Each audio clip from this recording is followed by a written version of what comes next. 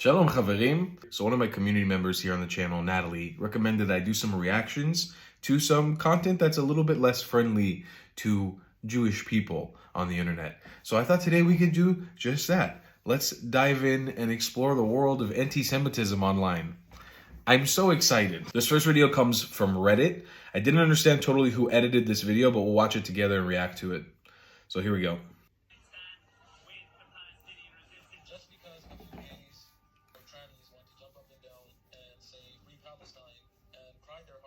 Does not mean that these people are our allies.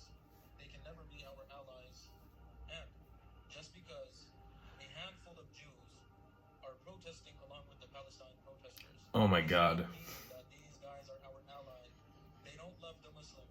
They are firm believers in their corrupted books, and they have a difference with the Israeli Jews. And the difference is only based off of timeline. So if the timeline is correct, according to these protesting Jews, then they would be carrying out the same genocide. I mean, So don't be fooled. he had a point. Don't be fooled. And ask Allah, beg Allah to allow us to see the truth for the truth and falsehood for falsehood. He had a point. He did have a point. So this comes from Vesgard24, the modern journalism frontier. He does have a point, 100%. The point that he has is not that we would commit a genocide, is that the Jews that all these pro-Palestinian and Palestinian aligned people use as their puppet or their token Jew to claim that Jews, the real Jews are on their side, are actually a group of Jews that Jews we don't even regard to as actually Jewish. They're called Neturei Karta, and they live. Some of them live here in Jerusalem, where I'm actually at right now. But most of them live, or I think most of the outspoken ones live in the United States of America and Canada.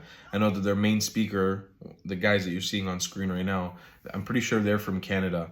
Now, this is a group of Jews. He's true 100% that these group of Jews do not stand for Palestine. They truly just believe in a different timeline of events in the Jewish narrative.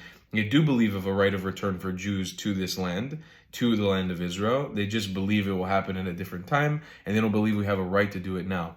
Now, do they believe in a genocide? I don't necessarily agree with that, but they're definitely not on any Palestinian side. They're simply using your cause. They're hijacking your cause the way that you're hijacking them as token Jews to basically promote your message. It's the most cancerous, symbiotic, parasitic relationship. Sorry, not symbiotic. It's a parasitic relationship. The pro-Palestine protesters, the people who are anti-Israel, anti-Zionist, are using these Jews to push their message and say, hey, these are the real Jews, when these Jews make up literally not even 1 percentage point of global Jewry. And these anti-Zionist Jews are using the pro-Palestinian message to hijack an anti-Israel narrative within their community and to show other Jews that, hey, we shouldn't actually be in the land of Israel. What they disregard is the fact that there are millions of Jews that needed the creation of the state of Israel, like my family, to literally be alive. They come from a privileged position where they did not need the state of Israel to actually survive, to live, to thrive in this world. They existed through happenstance of not needing Israel. So this is a claim that's absolute bullshit. Now, as for what he says about not trusting the Jews or the LGBTQ community, because in the beginning of the video, I think she said, I'm trans and I stand with the Palestinian resistance. Now, this is a common rhetoric we've seen, the queers for Palestine, LGBTQ people for Palestine. Look, I don't care. You can be whatever narrative you want to be. You can be whatever sexual orientation, gender you want to be. For me, it really doesn't matter.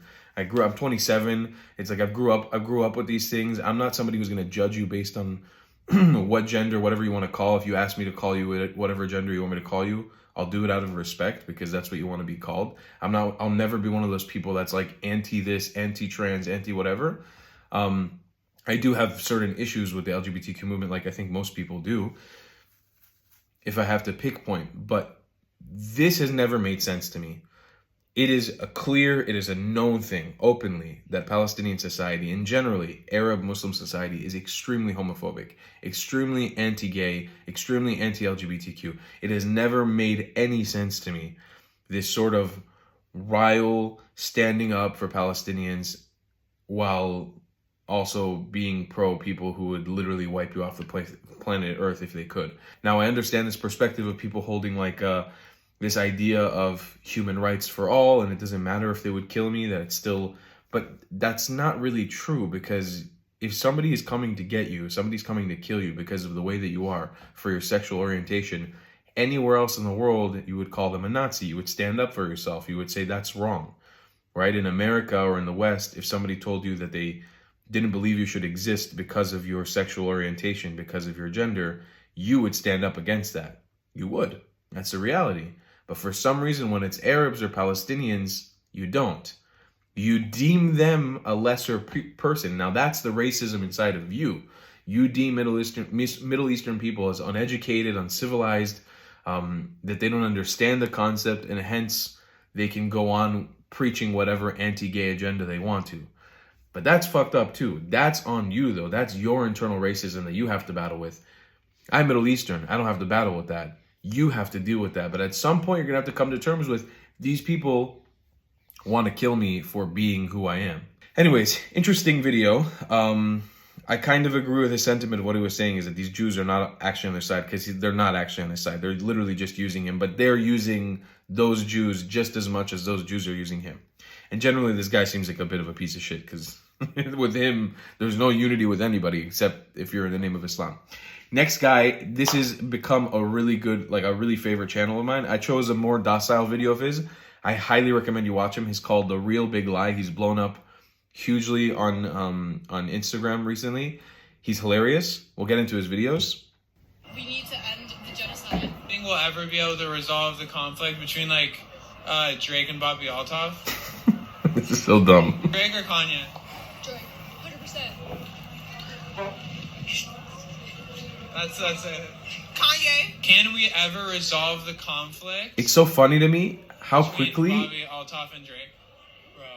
he's able to hijack the conversation What so did she quickly. do that was so bad? I feel like it was more on him. Let her speak, bro. You're mansplaining. I don't really know. I don't know what that's about. He like ghosted her and like made her take the video down.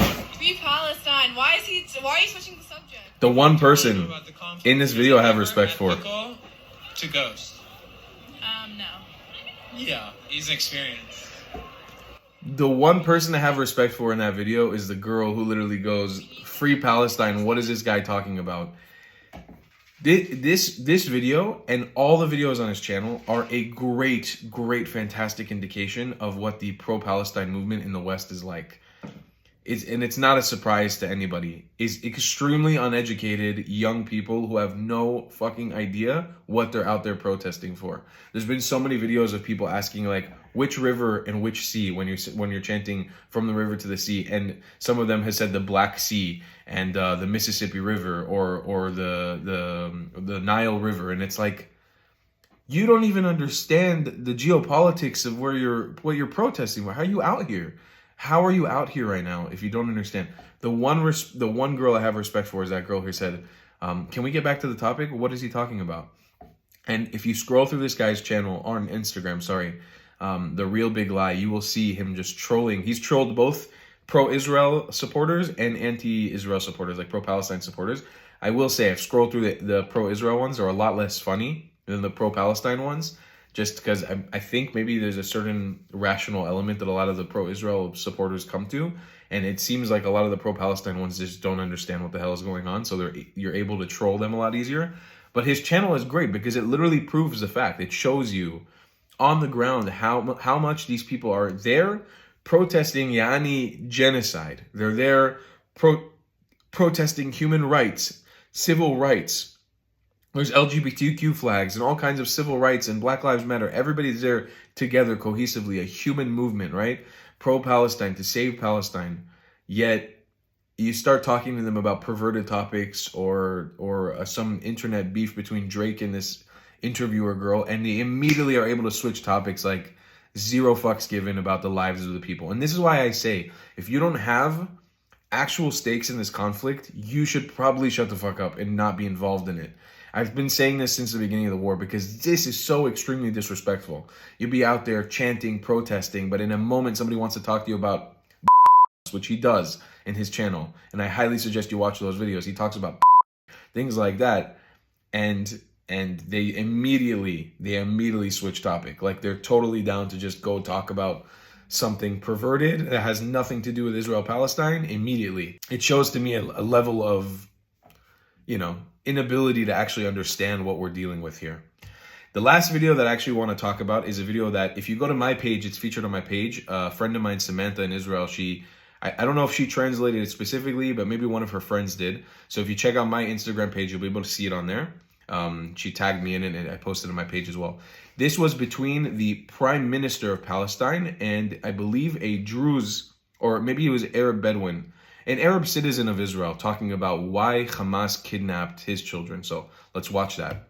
معاك جواب زي هالحين كمسلم زيك انت صايم وانا صايم ليش خطفوا اخواني؟ شو الذنب اللي خطفوا اخواني فيه؟ لهم 5 شهور قاعدين في المنارات على ايش؟ على اي اساس؟ مسلم زيك تخطف والمسلم اللي زيك خليته عندك في المنارات على الجوع. Look at the body language. Look how messed up this whole interaction is. معاك جواب زي هالحين There's a longer version of this translated as well too, where the prime minister, the Palestinian prime minister, responded as well, and he's like, you shouldn't be supporting these Zionists. And he's bringing up a very valid question. This is a question I've had from the beginning. If Hamas is so much freeing Palestine, right? If they're doing this for the Palestinian people, for the Arab people living in this land that are essentially occupied, and they're liberating them, why the hell were there so many Arabs killed and taken hostage on the 7th of October? Why till this moment is Hezbollah firing rockets, yes, at Jewish people, but also at Arabs, at thousands of Arabs? Why are there thousands of Arabs from the north of Israel that are evacuated from their houses and living as refugees around Israel when Hezbollah is essentially doing this to free Palestine against an occupation? These are such valid questions, and here you have accountability, an Arab citizen of Israel confronting the Palestinian prime minister, saying, why are they sitting in a tunnel? Why have they been kidnapped for 5 months? Where are our children? And he has no answer for him. There's other versions of this video that are better translated than this one. This is just a shorter version of it. But in essence, he responds by saying something along, he shouldn't be supporting the Zionists. First, think about the civilians. I'm sitting there like, what do you mean? The civilians who were kidnapped from their homes? The children who were sitting in captivity? There's 2 Bedouin citizens from the town of Rahat, where I've been, where we just interviewed people who are still hostage in Gaza till this day. It's Ramadan right now, right? The Ummah is supposed to be fighting for the rights of Muslims around the world. That's the whole point of liberating the Al-Aqsa Mosque, no? Is so all Muslims can pray. There's 2 Muslims right now in captivity in Gaza. 2 Israeli citizens that are Bedouin. What the hell? Where is the justice for them? The reality is that this movement is corrupt from the inside out. When you base your entire freedom-fighting movement from a lie, from the core of a lie, and I'm not saying Palestinian nationhood is a lie, because I think there's elements of justice to that. But when you base your entire resistance, your freedom fighting on a lie, which is that we need to eradicate the Jewish people from planet Earth, that's when you get into a territory where you end up doing shit like this, where you're kidnapping your own citizens, where you're killing your own citizens, and you don't have anybody to answer for it, because the whole thing's a mess. It's corrupt from the inside out. That's all I gotta say. I'll see you guys in the next one. I love you a long time. Goodbye, class.